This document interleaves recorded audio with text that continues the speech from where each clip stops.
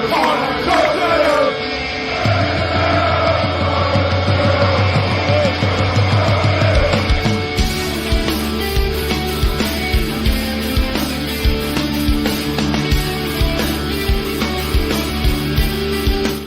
happening, everybody, and welcome back to another episode of Park Lane Podcast, episode number 90. We're getting ever so closer to that 100 episode level. We're going to have to think about what we're going to do on that 100 episode, but we'll find out when we get to it. Welcome back. Make sure you're doing all the good stuff. You're commenting in the comment section. If you're watching live, you're subscribing to the YouTube channel. We are so close to hitting 1,000 subscribers now, so just keep sharing, keep subscribing, and keep telling all your friends to do so as well. I was at a party the other night and got a subscriber that way. So, you never know where you might meet someone who can subscribe to the podcast. But if you're listening on any podcast platform, make sure you give us a 5-star review and follow us as well if you're on Spotify. Wesley, how are you today, mate? Yeah, not too bad. A little bit fragile after some weekend activities. But yeah, that's kind of felt it's self-inflicted, really. But looking forward to getting into the episode today and telling the people what we've got going on. So yeah, looking forward to it. Yeah, definitely, mate, definitely. And for those of you that don't know, we are going to be doing an episode solely on our Spurs all-time 11. Now, before I get comments, which I'm sure are going to be coming flying in about why haven't you picked so-and-so, why haven't you picked so-and-so, how it's going to work is that all of the hosts, so Wes, myself, Dave, Winnie, and Callum, have all created a Spurs 11 based on our lifetime. So anybody who's played before we started watching Spurs, we cannot add to our 11. So there's probably lots of players that, all your older listeners or viewers are wanting to play. But do let us know and play along with us, because we're going to be going through position by position, and by the end of it, we'll have a full 11 of Spurs players based on what we think. And if you've got a case for any players that you think should be in over who we've picked, let us know, and we might change our minds. But you can thank Wes for this, because it was his idea. So you're welcome. You're welcome, by the way. Quick shout out to some people. So Jay was early as always, said hello, good evening, I'm back. Thomas has said evening all. Evo Blog said evening all. Fragile as well, by the looks of it. Yeah, thanks, Mum. And then Thomas said, I might be a bit useless at this, to be honest. I'll only know players since 17, 18. I'm too young. That's okay.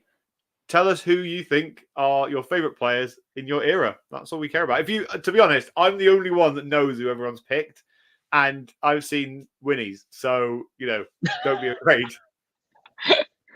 But anyway, before we get into that, let's talk a little bit about pre-season, Wes, because there's been a couple of games. I'm not going to talk about the one behind closed doors, but I'll talk about the 2 games this week. The Hearts game, which actually I was a bit annoyed I didn't get to. It's around the corner from you, isn't it? Yeah. Oh yeah, exactly. Yeah, family member's birthday, so I didn't make it. Plus, I'm also not a One Hotspur member, and I'm a part of the Glasgow Spurs Supporters Club. But to buy it, I'd have to buy a ticket. But then also for me to get the ticket, they wanted me to then be a One Hotspur member, so it was going to cost me an arm and a leg thing. But anyway, 1-5-1. It was a kind of game of 2 halves. First half was pretty strong lineup, and then second half was a lot more younger players who actually did a lot better ways. But what was more interesting is that Ange is playing bizarrely Oliver Skipp and Archie Gray at centre back. What do we make of this? Yeah, it was an interesting. It kind of felt like a massive throwback to Pep at Barca when you had Mascherano playing at centre back with Yaya Toure and things like that. But from what I saw of the game, I pretty much watched a bit of the more of the second half of it.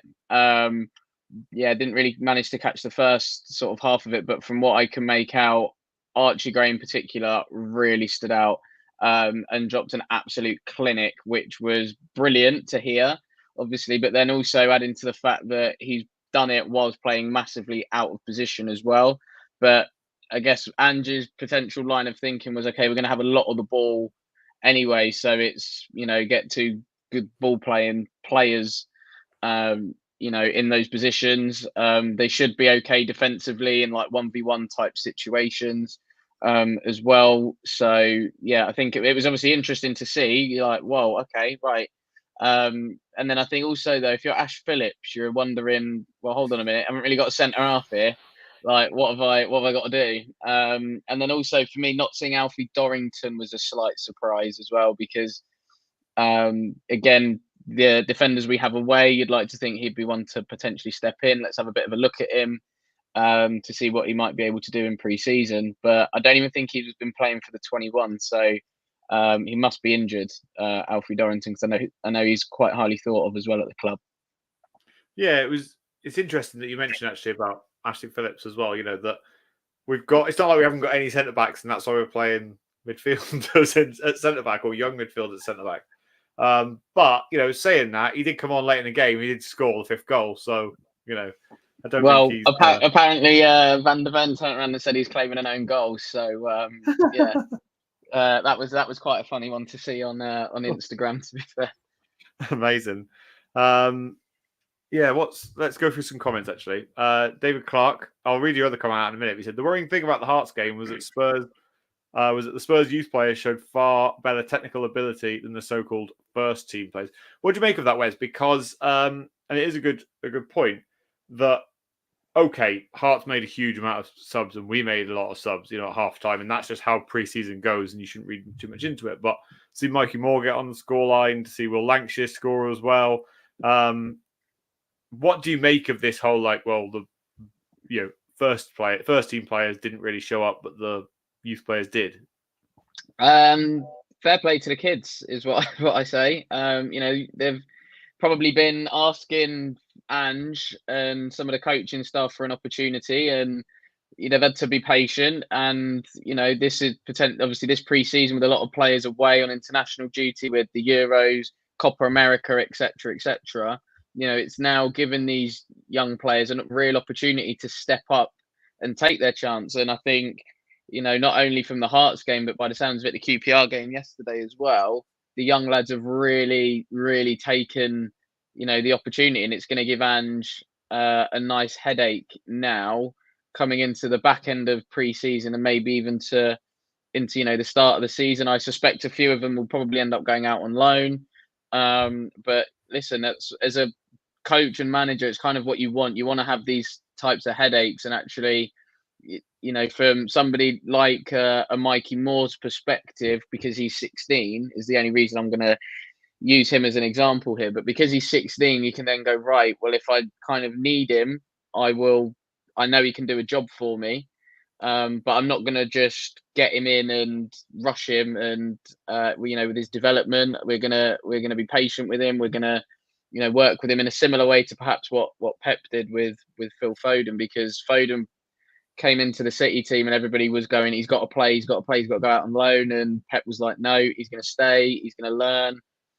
From all the world class players that City had at the time, and obviously season finished, or last season ended up being player of the year in the Premier League. So it's just a case of be patient sometimes, and it will come good eventually.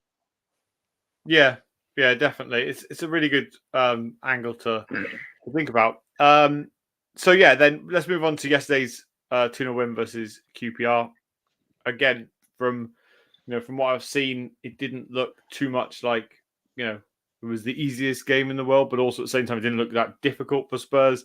2-0 winners in a pre-season game against a championship side. You can't really argue with that. Nice to see Yves Bissouma get a goal as well. It's only a friendly.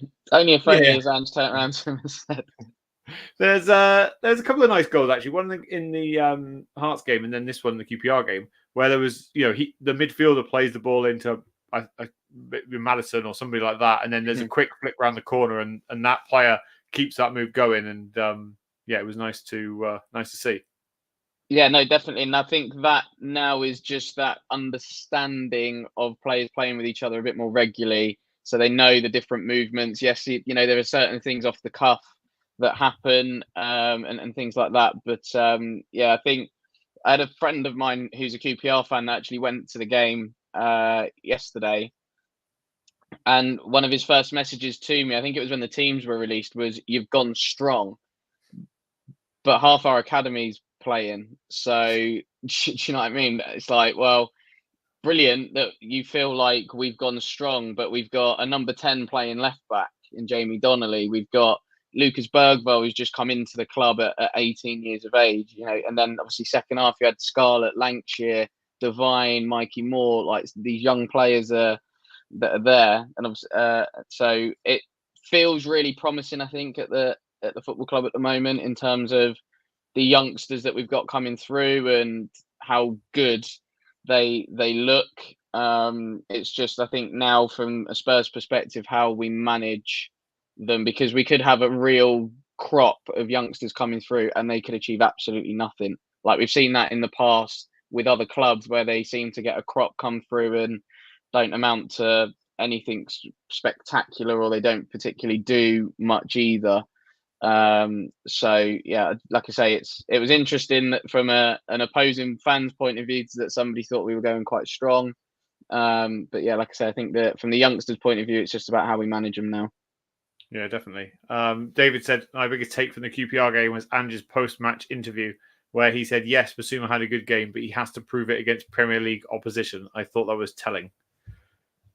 Yeah, I'd agree with that, because I think, we could all probably agree the first sort of 10 games or whatever, Basuma was unbelievably good and then sort of fell off a cliff quite dramatically. I think it was pretty much after his sending off at Luton, then got one at Forest, and yeah, he wasn't the same really coming back. I think there was a few players that were like that as well.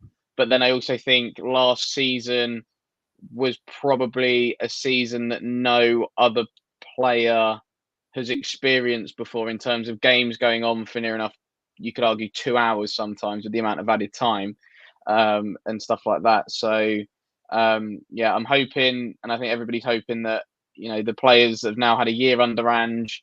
They know how he works, what he wants to do. So yeah, let's hope that this season we can kick on and build on what we achieved last season. Yeah, definitely.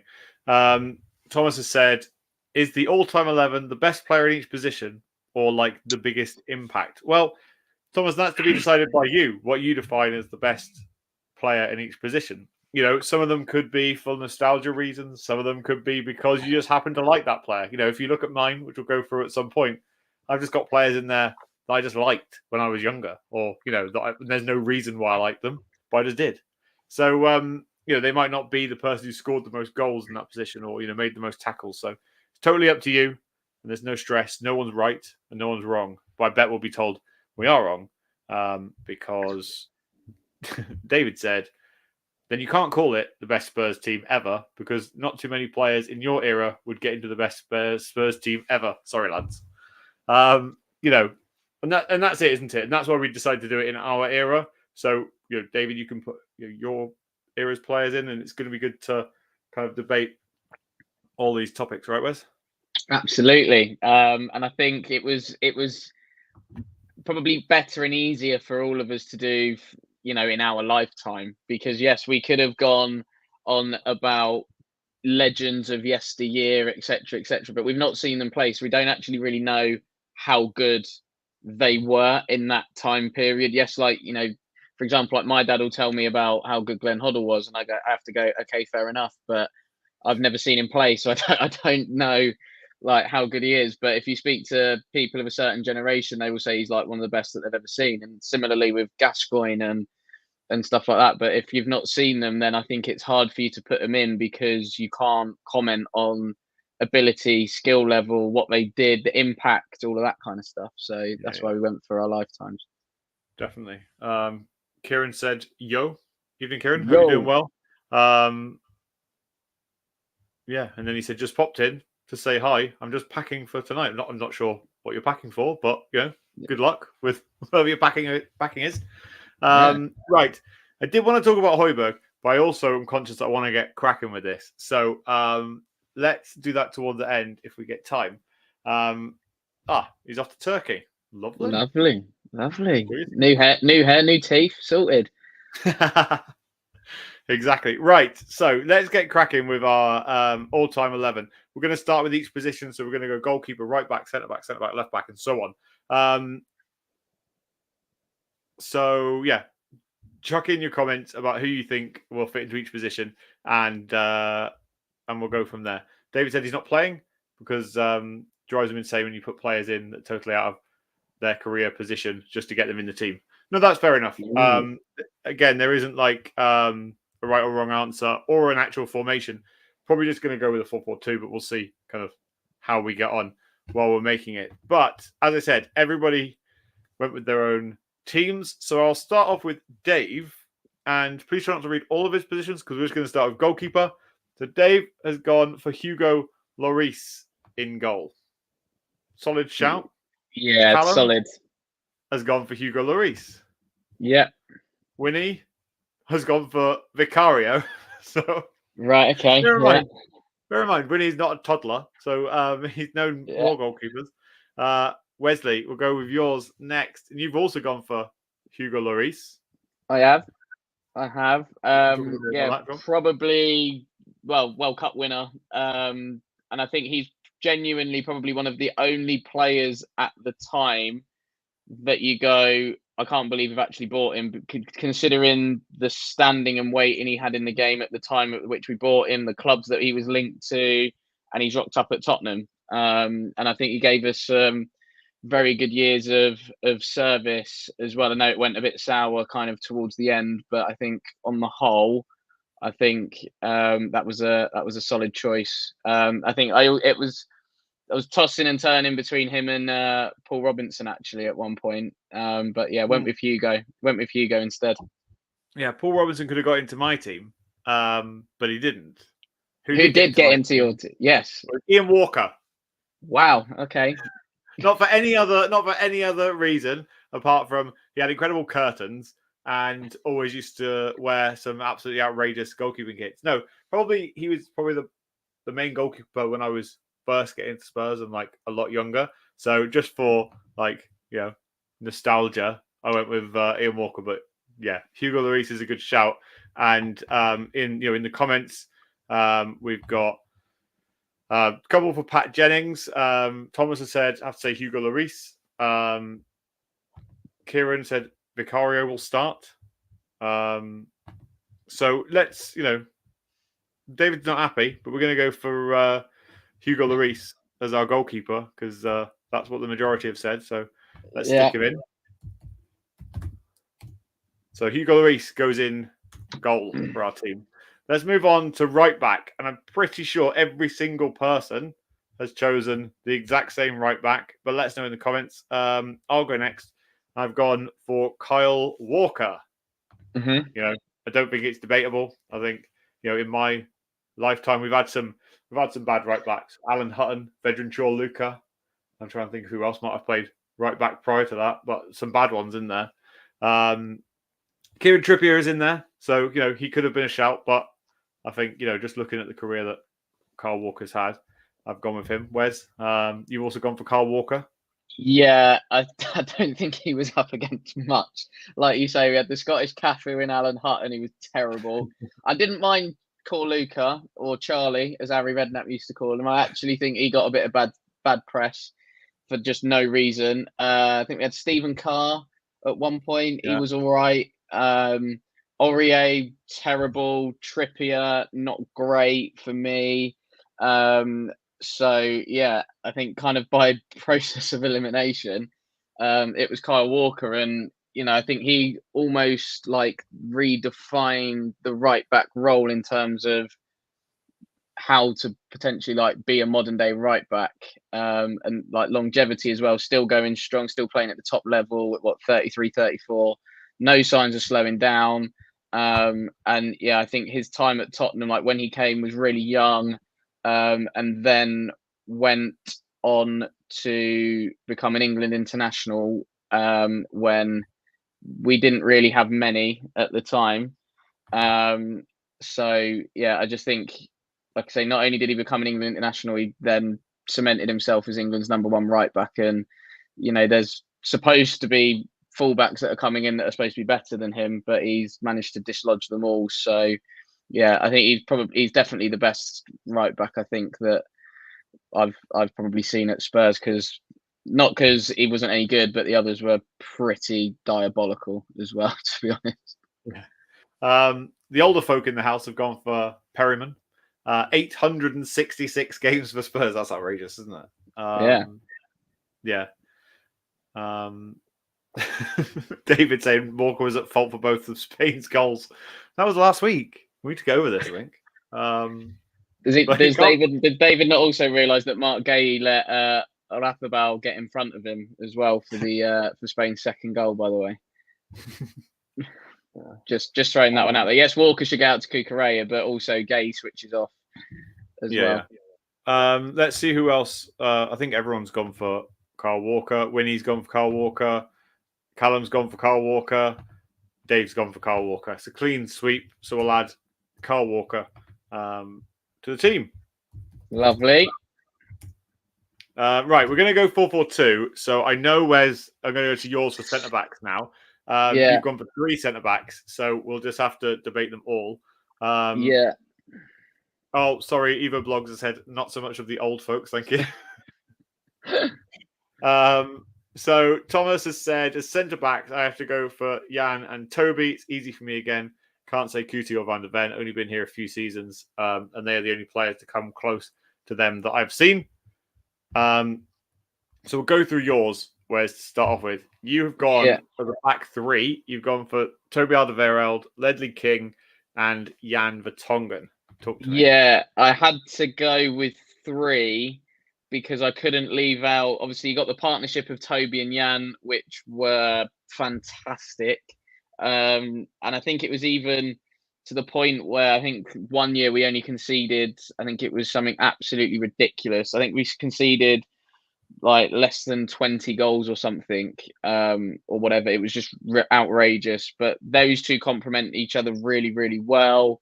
But then you can't not have Ledley.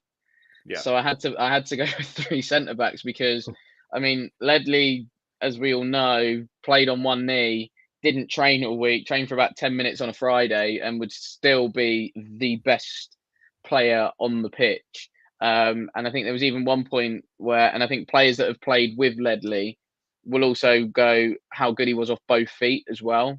I also think he would be perfect in the modern day game as well in terms of bringing the ball out from the back, comfortable off of both feet, can also step into midfield as well to create your overloads in there. So that's why I had to go with 3. But I also feel sorry for Jonathan Woodgate, who's unbelievable centre back. Like, you didn't realise how good he was until you actually went and saw him live. Michael Dawson, I think, is a little bit unlucky. Incredible servant to Spurs. And yeah, I just think he was quite underrated. I think he was one of them that really, played with his heart on his sleeve every time, gave 100% in every game. But I just have to go with those 3 as my centre back choices. So I had to get a back 3 in because I felt like I couldn't leave any of those 3 out, really. No, fair enough, mate. And we may end up having to put Ledley King in because he's unbelievable, but also because both Evo Blogs and David Clark have said Mike England and Ledley King. Both of them have added Ledley King in. So, if we can get an agreement between all of us of Ledley King, then I think that it would be unfair to not have him in. I'll go through my 2 centre-backs. So I've gone for Ledley King and Jonathan Woodgate. Again, you could have gone for Toby and Jan, could have gone for a couple of players. Do you know one of the only reasons I went for Jonathan Woodgate? Because he scored the winning goal in the cup final. Yeah. I thought, this man's won us a trophy. You can't not have Jonathan Woodgate in the team. But we also have to go with the agreement of everybody. And so Winnie has gone for Ledley King and Christian Romero. Okay, interesting. Okay. Yeah. I did say Winnie wasn't 12, but he's acting that way with his picks. And I can abuse him because he's not here. Callum's gone for Ledley King and Jan Vertonghen. Yeah. And Dave has gone for Ledley King and Alderweireld. So there's a mixture of Toby and Jan's, but Ledley King will be our first name in, if you're happy with that. Yeah, Ledley's in. It's now, by the looks of it, a toss of a coin between Toby and or Jan. Yeah. So let's ask. David said, "See what you mean? You're doing it already. Pack it in." But we have to go based on our era, and the oldest that I'm probably. Well, Dave's probably older than me, but yeah, I'm mid-30s, so we'll just go on that basis. Right, quickly get in the chat. We're going to go between Toby and Jan, and Jan. Let me know who should go in. The winner takes it. So just type the one that you prefer. No one else's name, just Toby or Jan, and then we'll go with that. Although, to be fair, Luke, you're the only one of us that didn't have Toby or Jan in, so you could have had the deciding vote. I know, yeah. Really? I just like to go for the the group. I like everybody to decide. Oh, this is not helpful.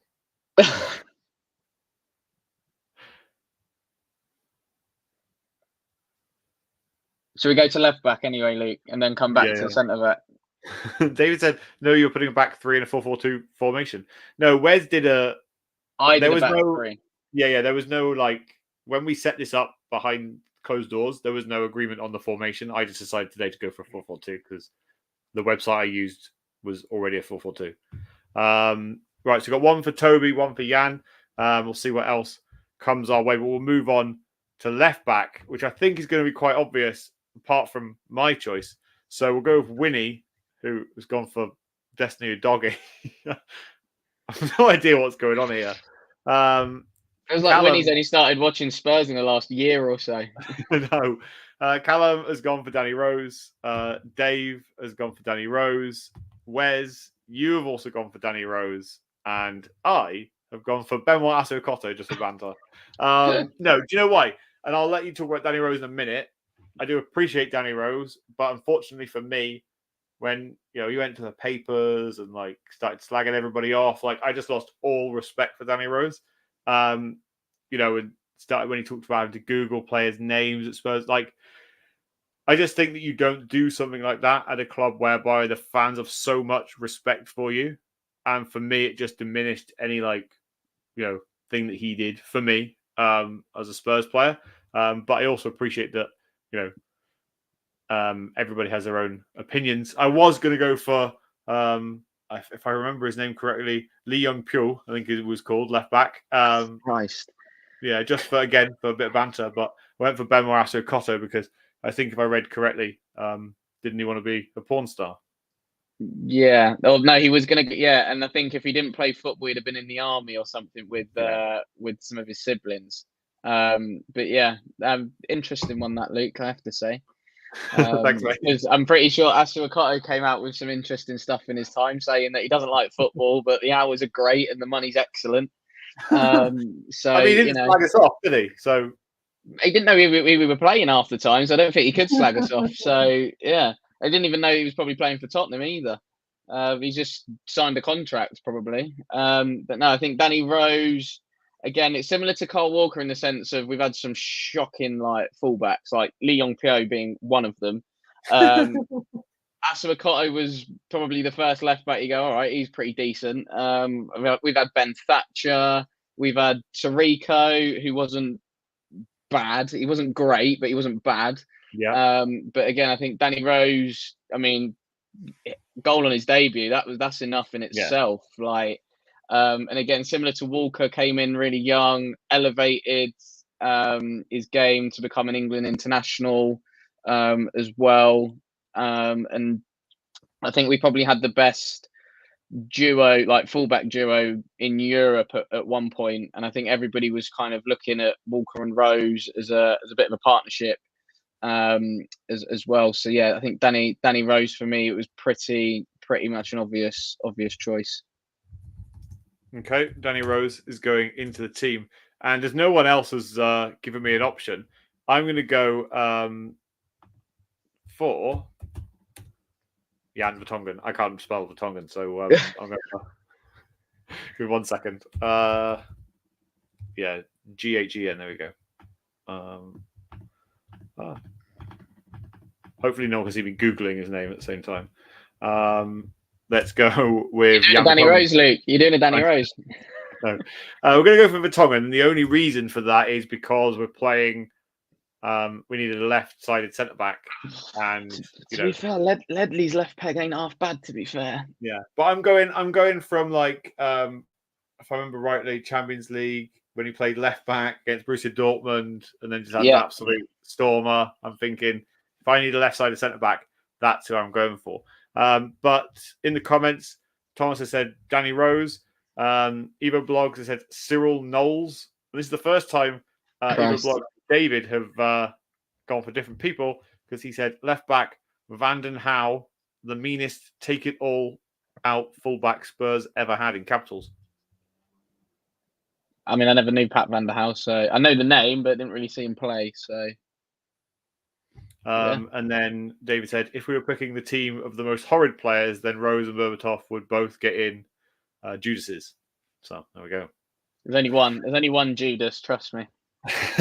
We could do this actually. If this, people enjoy this, we could do a worst Spurs 11. Christ, that'd be interesting. There's been some bad ones in there, hasn't there? Absolutely.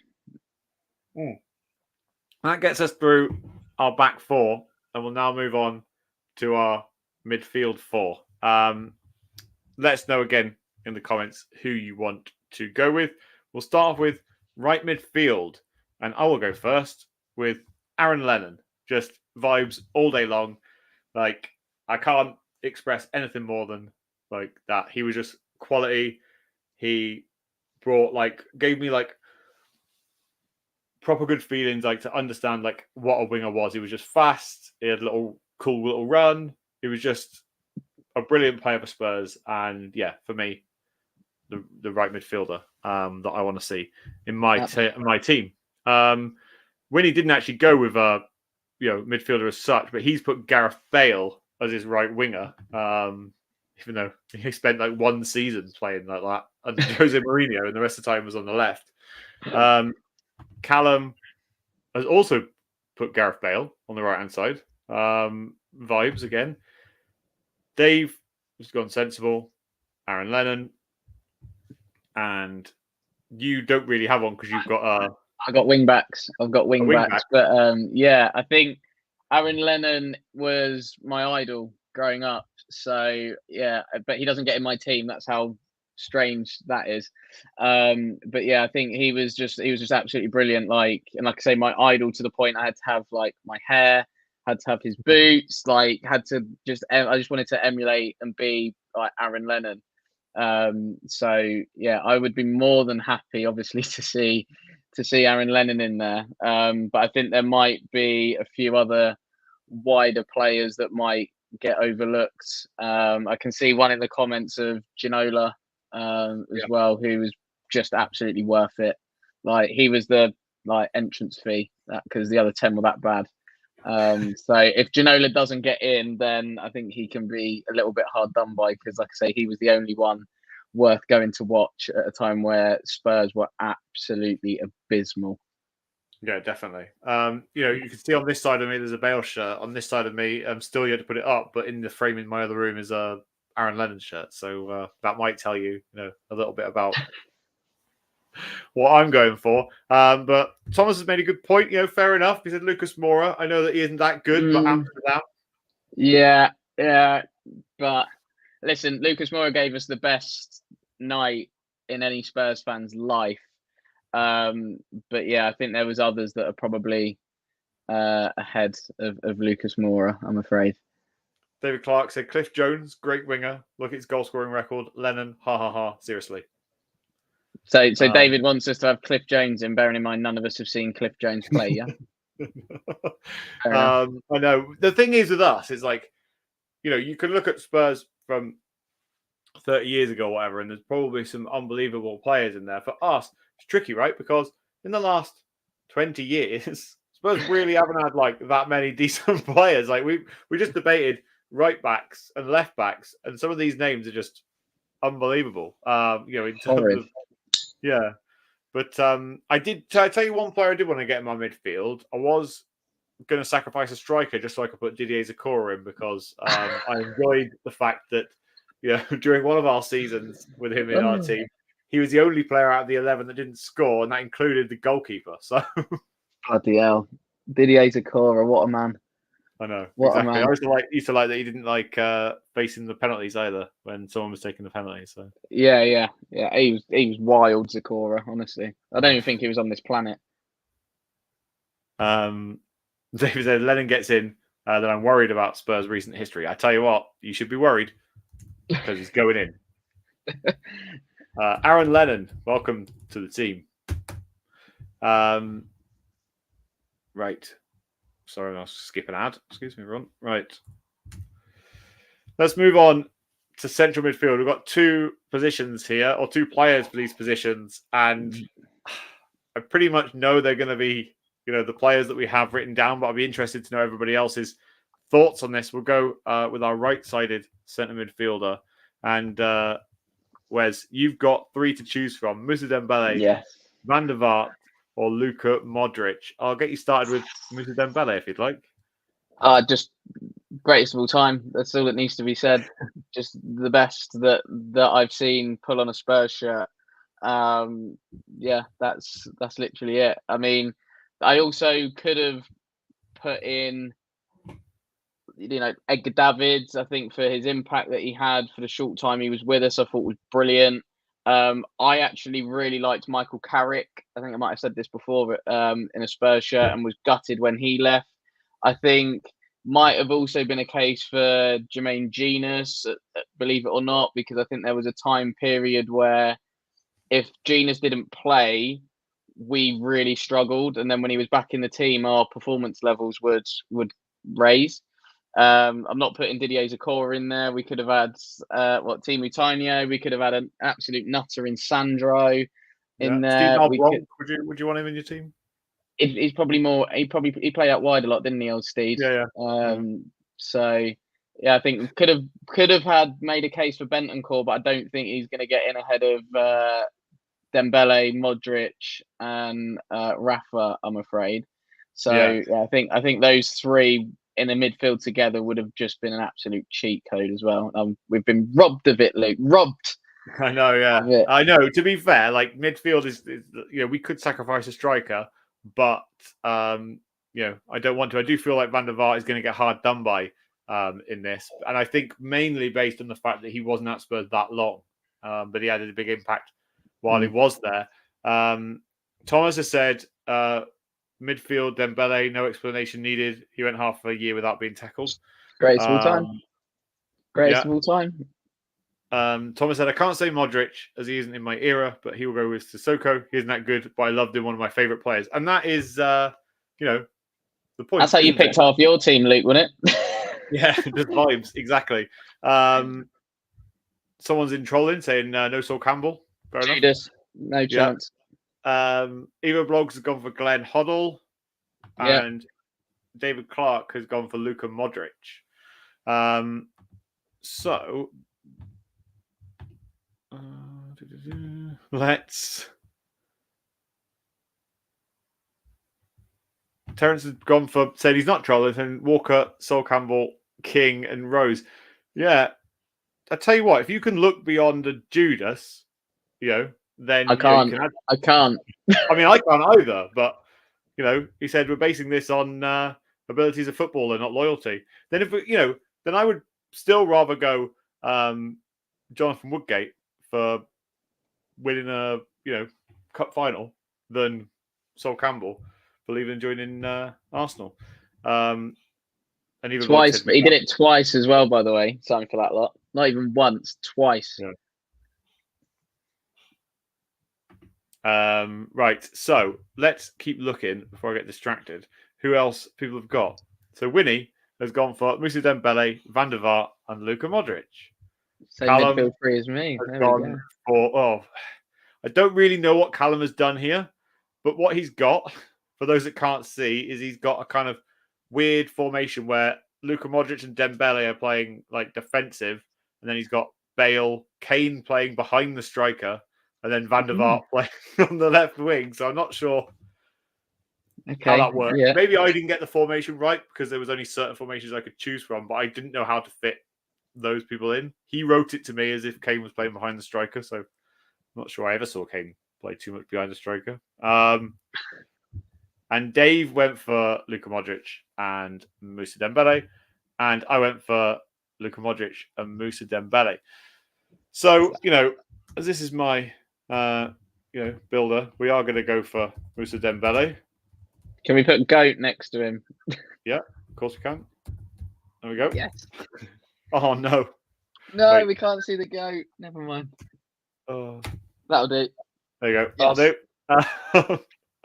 We just need to pick our next centre midfielder. So the options are, and the chat can decide, Luka Modric, Van der Vaart, or I think it's between them two, because I think we've all pretty much had them both in.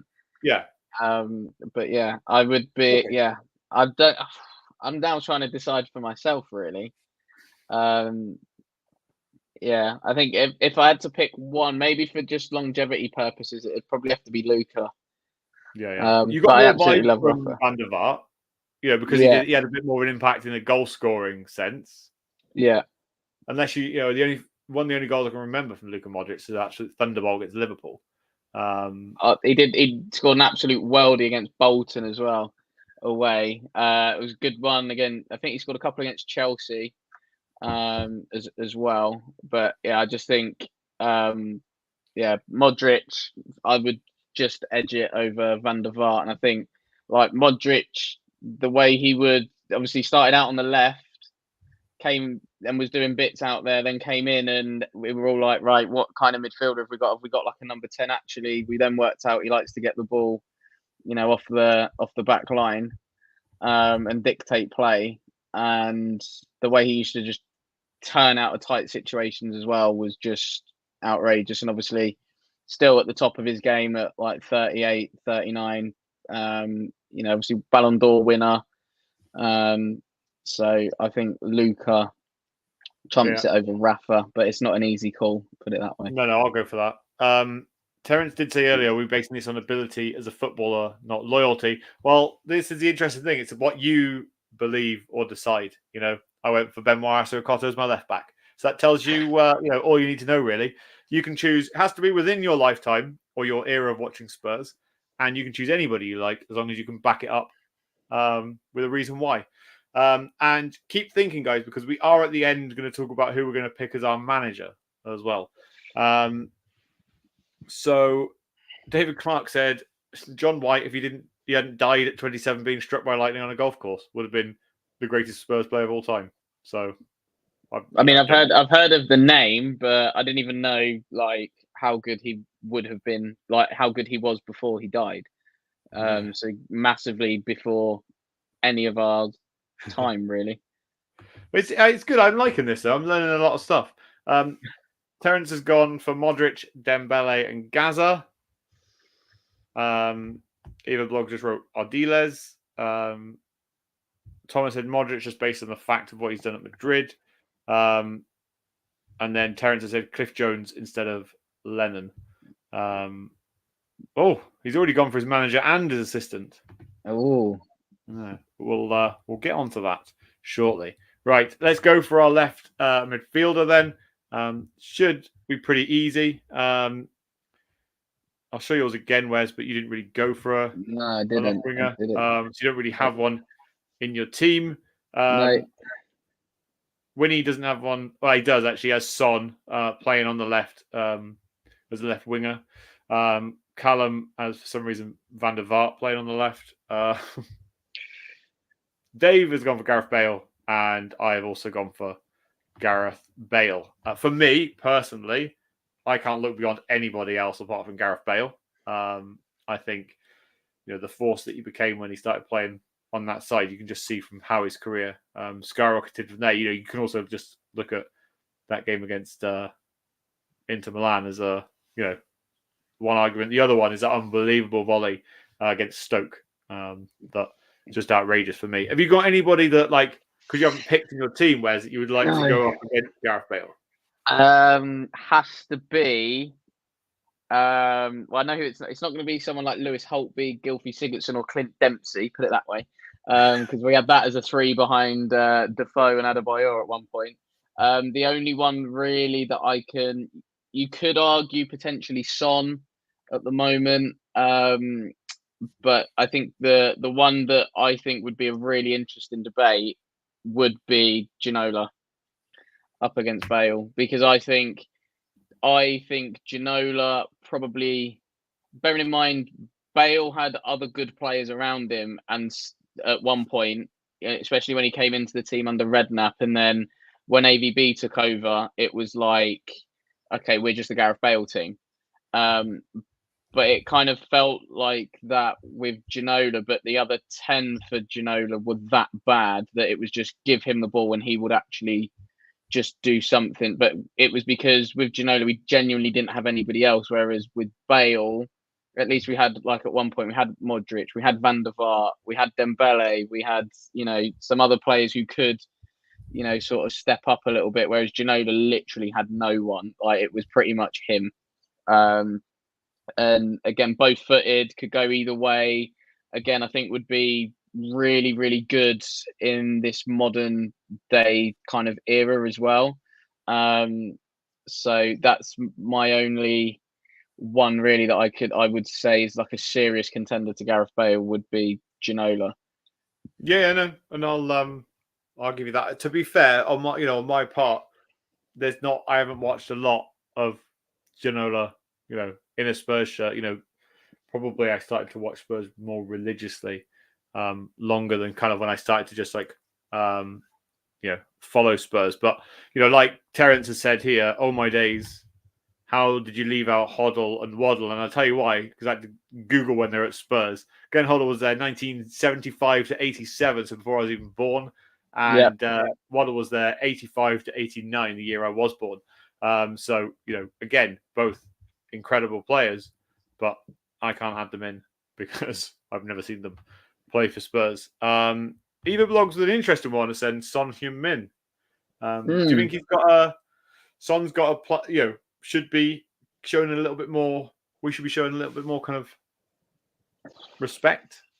I think it's going to sound really strange, so I don't even think it's going to happen. But if Sonny was to actually win something, and if Spurs were to win something, I think then you get a proper argument, I think, for Sonny getting into the team. I think the service he's given, the sort of clutch moments that he's given us as fans and stuff like that, like when Kane was out injured, Son would step up, and obviously now Kane's gone. Again, Son has stepped up into like a captaincy role, and has led by example in a really, really good way.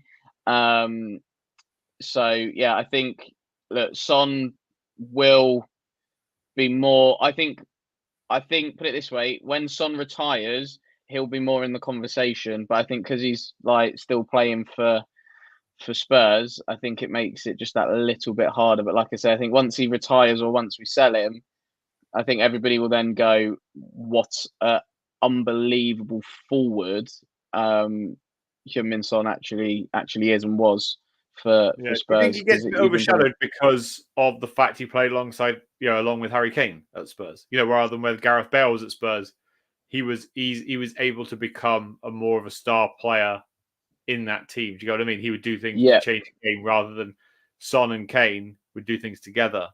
Yeah. I think that's potentially also it. Like you say, Bale would do it on his own. Like you look at Bale's goal away at West Ham, and that's just plucked right out the top corner. But then you see Son's goal against Burnley, for example, where he's taken on everybody and scored. But yeah, I think there's more moments, I think, for Bale's like individual brilliance than there is for Son. And if it is for Son, then it's the likelihood is Kane's assisted him in some way. Yeah, no, I agree. David said Bale didn't need good players around him. His teammates would look in a frozen frame to Bale's world-class runs and goals. He's also said, Son or Bale, no contest. You have to pick the best in that position, and that's clearly Bale. Why don't you put Son at left back just to get him in? Yeah, I the reason why we discussed it was just for debate. So we will put Gareth Bale in the team. So there he goes. He goes in. Right. We're going to have 2 strikers now. And I bet there's going to be a lot of people talking about the second striker. So we'll go through everybody's striker, but everyone in the comments, get your strikers in. And we'll talk about who's going to go alongside Harry Kane. Dave has gone for Kane and Jurgen Klinsmann. Callum has gone for, well, technically he's gone for Defoe, but Kane behind, so Kane and Defoe. Winnie has gone for Kane. I have gone for Kane and Teddy Sheringham. Again, Teddy Sheringham, just because when he was at Spurs, I was a young lad. And my brother supported Manchester United. Don't ask me why.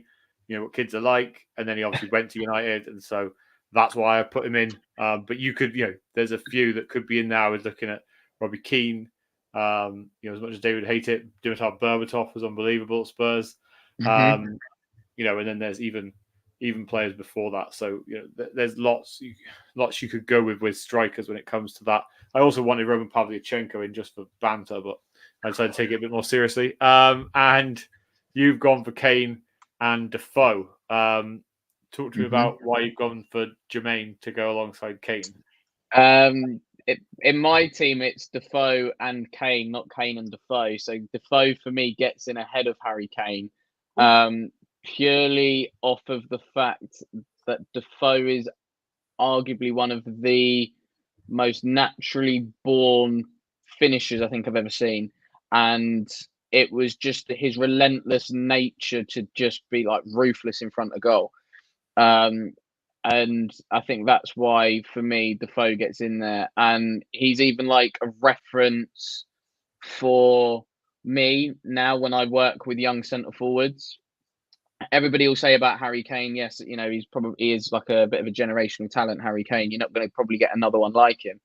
But in terms of if you want somebody to just sort of sniff out half a chance, even in and around the penalty box, Jermaine Defoe is you go to, like 100%. And yeah, I think there was also a time where they did like a signing session at the ground. I think there was Ledley, Paul Robinson, and Jermaine Defoe in there. And I went with my mum and dad. I think my mum then kissed Jermaine Defoe, and Defoe then went and scored for another day. Yeah. So then Defoe went and scored a hat-trick, I think, in the next game when we played against Southampton at White Hart Lane. So yeah, I think for me, JD 100% in there. So that's why I've gone for him. No, fair enough. That's a good argument for it. As I said, everyone's allowed to have their own players in. Dingo Yid has said Klinsmann. Terence Tibbs has said Berbatov. He said Carrick has been missed out. I said about Michael Carrick earlier. Michael Carrick earlier, by the way. He said Defoe was an Ian Wright wannabe, nowhere near as good. Well, considering Defoe has said on numerous occasions that Ian Wright was his hero, then that's probably likely, to be honest. Thomas, bless him, has said Kane. I don't know anyone else because he's the only striker I've ever seen play at Spurs, so that's fair enough. What about Llorente? Oh, yeah. Greatest hip in football. Just for vibes, yeah, exactly. And then David has said when Defoe didn't score, he was a 4 out of 10. When Kane didn't score, he would still be a 7 out of 10. I don't think we're debating, though, are we? Who was better out of Kane and Defoe? No. You just asked me why I went for Defoe alongside Kane, so I did. Yeah. Terence said, "Can we do the worst 11?" We 100% can. So that's what everyone wants. Obviously, we're not going to do it today because it's taking us an hour to do our best 11. But we will do a worst 11 because there could be some unbelievable names in there. We could also do most random 11 as well, and just think of the most random player that you can think of and stick them in. We can do, but just do this forever. Just do our 11s. He's also said Rebrov, Postiga. I liked Rebrov. He used to cry when he scored. It was brilliant. Which is why I was half hoping to see it at the Euros. When Ukraine scored, because he's Ukraine manager now. I was like, is he still crying? Like, what's going? No, he's not crying anymore. That's a shame. So we've got to decide, haven't we? Who we're going to go with. to Well, partner. Kane's in there, so you can sort Harry Kane out straight away. Yeah. Oh, I spelt it wrong. Right. Harry Kane is in. We've just got to decide alongside him. who goes alongside Harry Kane. So who should we? Okay, I tell you what we'll go for. We'll go for Jermaine Defoe or Klinsmann because that's been there a couple of times in the chat. Yeah. Yeah, you happy with that? Yeah, obviously I'm going to go for Defoe because I didn't see Klinsmann. Yeah. Unfortunately. So I'll let the chat decide. So you've got 30 seconds while we debate managers to tell me who should go in: Jermaine Defoe alongside Harry Kane or Jurgen Klinsmann, and then we'll decide.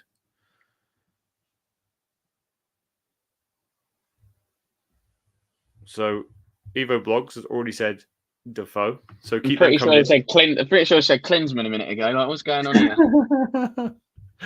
No. They did say Caden and Archibald. Okay, yeah. Fair enough. David before had said Greaves and Kane. Jimmy still has the most league goals, more than Kane and Shearer. Shame none of us saw Jimmy play. Yeah, Thomas has gone for Klinsmann. Thomas is just going for vibes, I think. Terence has gone for Klinsmann is 10 times better than Defoe. So anyway, let's go on to managers. Now, you sent me a text message to tell me who you're going to go for manager. So we'll go with that in a second. Winnie didn't respond to this, but Dave said the only obvious choice is Pochettino. Callum said either Pochettino or Redknapp for me. And Wes, you went for? I went for the gaffer, Poch, but again, not an easy one. I've probably got a pick of three. So Poch, Harry Redknapp, and Martin Jol, believe it or not. So those were probably the three managers where we've played arguably our best football in my lifetime, which doesn't say a lot for my lifetime when we've had like three good managers and I'm nearly 30. So, yeah, I think it just has to be Poch. The job he did was unbelievable in the circumstances that he took over the club in and then got us to, a night that every Spurs fan will remember for the rest of their life. And, if it wasn't for, one of Thomas's favourite players, Moussa Sissoko, trying to direct traffic in the middle of Madrid, things could have been obviously a lot different. But he made, and I think I've said this before, like Jamie Carragher mentioned it on a Monday Night Football, in terms of the job that Pochettino did. And he said that Poch made Tottenham fans believe that we could win the biggest trophies. So he made us believe that we were good enough to win the Premier League and we could win the Champions League. But I think that also then came at a cost in a FA Cup or a League Cup. So that is the only sort of downside, really. But I think the job that he did, the man that he is, he kind of understood the club, got the club from top to bottom. So I think for me, it has to be Pochettino. Yeah, and it was difficult for me to decide, who I was going to go for as well. David has said, "Coach, there's only one, and he's the GOAT, Bill Nicholson. Nobody can be mentioned in the same breath." Evo Blogs said Keith Birkinshaw. I'm not going to lie, I have no idea who that is. But I'm going to Google him actually. Well, let's see what it looks like. Doesn't look like what he was as a Spurs manager, probably. Oh, what a man! Mate, I've got all the pictures of him up. What a man! Love that. What else have we got going on? Terence said Jerry Francis. Christ, no. And Thomas has gone for Poch. Now, I've gone for somebody who's not been spoken about, and you can probably guess who I'm going for now based on what I've gone for before.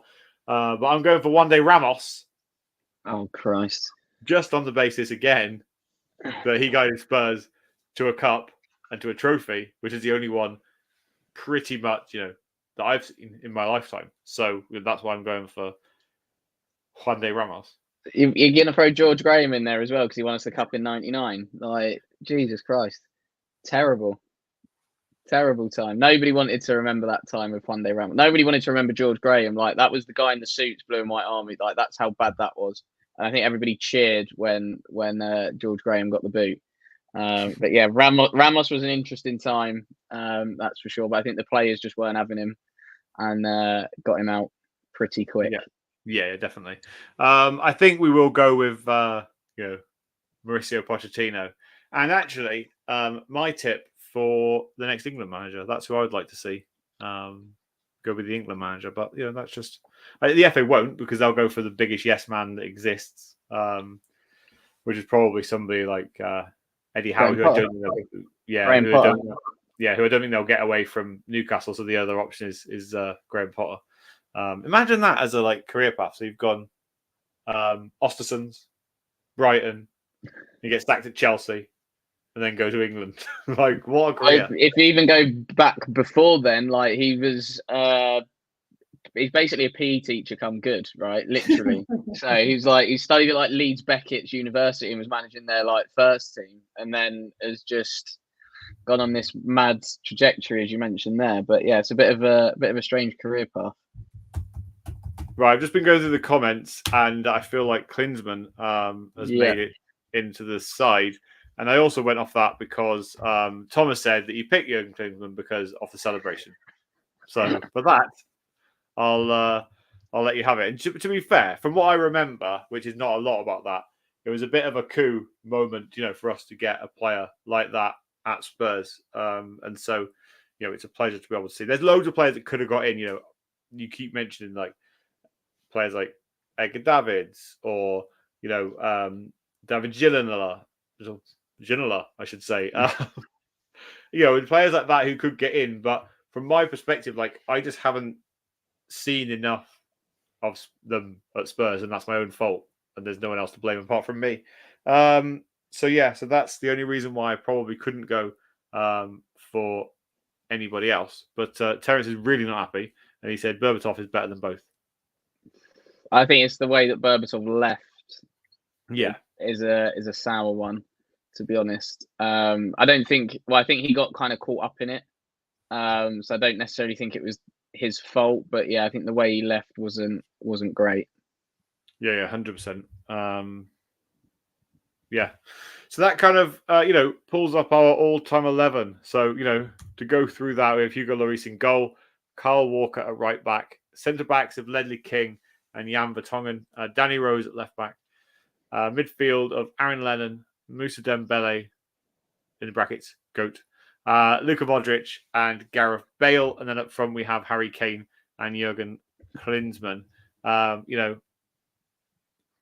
Kind of, if you don't agree, that's your own fault. But no, it has been really good to do that, and I'm pretty happy with that all-time 11. Is there anybody that you're really upset about being in there, Wes, or you're pretty happy with that?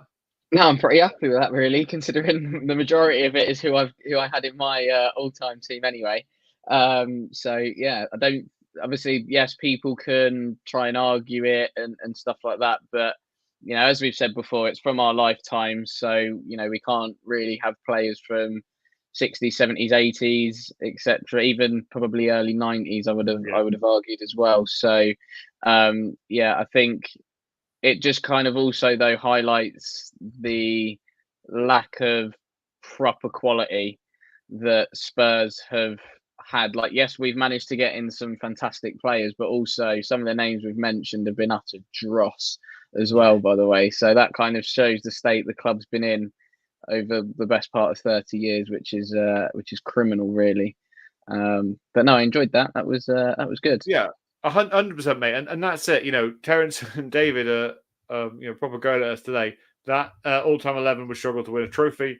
I congratulate you on that team because it would probably end up trophyless once again. And do you know what? That pretty much speaks for the fact we haven't won a trophy, realistically, or many trophies in the last 30 years because of the fact that these are the best players that we have seen in our opinion in our lifetimes. And as I said, I'm 35. Probably got into Spurs, when I was 10, right? So we're talking 25 years. So, and even then, I wasn't at matches every week. Do you know what I mean? So to be able to pick an 11 based on that and know that in those 25 years or 20 years or however long you've been a Spurs fan, we have pretty much been trophyless. It's that's why you would think that that's what would happen with the club. But do let us know in the comments who you would go for. But along with it, I also want to know how old you are. You don't have to tell us, but it would make it a bit easier to know then, who the basis of then who you're going for and why based on how old you are. But before we finish, Wes, quick one on Højbjerg. So it looks like he's going, according to Callum said this today actually, that he's going on loan to the end of the season to Marseille, and then there's an obligation of around 13 to 14 million euros. What do you make of that? Like, he doesn't really fit into this Spurs side anymore, in my opinion. And he's done a good job at Spurs, but that's kind of where it ends, really. Yeah, I think it's it on the face of it, you'd probably argue it's a fairly decent deal. Felt a bit for him last season, to be honest, because actually I felt that when he came into the team, I think he did a pretty decent job, like whenever he was called upon. But I think it was one of those where I think from the first few games you could see when he wasn't starting, and bearing in mind he'd been like the go-to midfielder for Mourinho and Conte, Stellini, like all of those sort of managers before him. So yeah, I think it's a bit of a shame the way it's ended, because I think it would have loved to have ended a bit better. But yeah, I kind of wish him all the best. I think he was a good servant and did an okay job. But yeah, I think it's just one of those where you go like, yeah, thanks, but no thanks, really. Yeah. I agree with you. Like, if you look at this deal, and Callum said earlier on the group, I'd rather it was a permanent deal now and we get the money now. But like, I'm looking at, I was writing in the group and saying, well, we get his wages paid for the last year of his contract, and then instead of him, running his contract out, which could have happened, we're then getting a fee for him at that point. So actually, it's probably a smarter deal financially than just selling him now, because you're getting the wages paid, and then you're getting the fee for him. You could look at it and say 6 of 1, really, half a dozen. But fair play to him. He was a good player at Spurs. I'm kind of glad he's gone in the same sense, because he kind of like, he was a typical Jose Mourinho, Antonio Conte type of player, the type of managers that I really disliked at Spurs as well, looking back now. And so kind of that sort of kills the end of that kind of defensive, turgid, horrible era of Spurs players.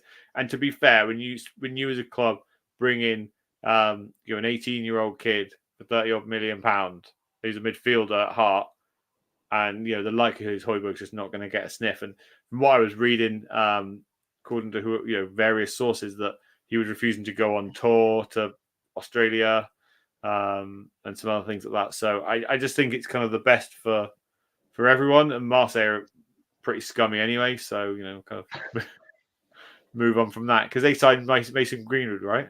Yeah, Yes, exactly. yes, they have. Signed Mason Greenwood, then you can get fucked, in my opinion. So anyway, do you know what I also hate about that? And I don't really want to go into it, but how scummy Man United are as well, because they're still profiting from it. There's no some of this will be donated to whoever. It's just we'll make money out of an academy graduate and we'll look good because we're getting rid of him and not playing him. But yeah, I don't know, whatever. Right, that kind of brings us to the end of the show. So thank you to everybody that's watched today, and everybody that's going to be watching over the next couple of weeks.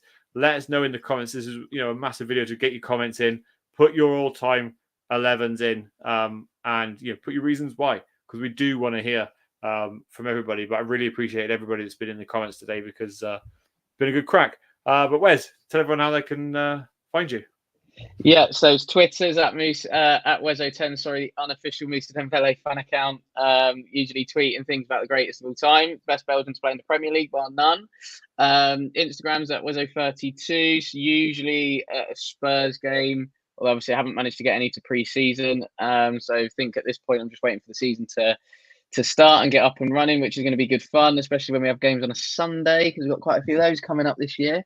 And then got my own football coaching business in Milton Keynes, so Dele Alli and Leah Williamson country. So that's Kickoff Football Academy or Kofa MK across the socials for that as well. Amazing. Again, thank you to everyone in the comments. Thomas and Evo Blogs were saying great show, so really do appreciate that. And for those of you that can't comment, that are watching or listening, I should say, on podcast platforms, thank you to you as well. We do see you in the background. But yeah, thanks again, Wes. If you want to follow me, it's Luke_Park Lane. But more importantly, we are pushing to hit that 1,000 subscribers as soon as we can. There's going to be a really, really good competition going out on our Twitter account.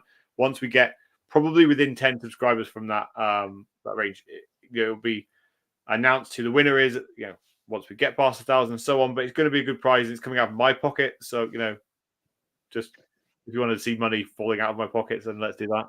But no, I want to thank everybody again that's tuned in. Make sure you subscribe, make sure you like, and make sure you follow us on all social medias at Park Lane Podcast or at Park Lane Pod. You can search us on anywhere and find us. And we are now new on Facebook. But anyway, thank you again for watching. We will see you next week at 7 p.m. And as we always say, come on, you Spurs. Come on, you Spurs.